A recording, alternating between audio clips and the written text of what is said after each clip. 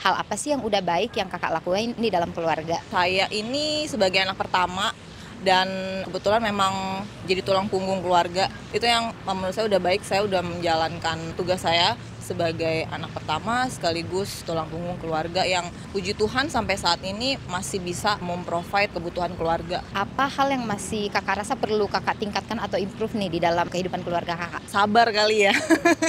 Kadang-kadang kalau namanya keluarga ya beda karakter gitu ya. Kadang yang namanya anak pertama ya suka keluar egonya gitu ya. Itu sih paling ya. Setuju kak, relate nih sebagai sesama anak pertama. Iya. Terus ada nggak kak role model atau mungkin mentor di dalam keluarga kakak? Almarhum papa saya sih. Itu yang saya jadikan contoh banget sih. Papa saya itu orangnya sabar, kemudian sama keluarga itu mau mengusahakan yang terbaik buat keluarga, kemudian kerja keras ya kayak gitu sih. Jadi contoh-contoh yang ditinggalkan bapak menjadi inspirasi sampai sekarang ya kak? Iya.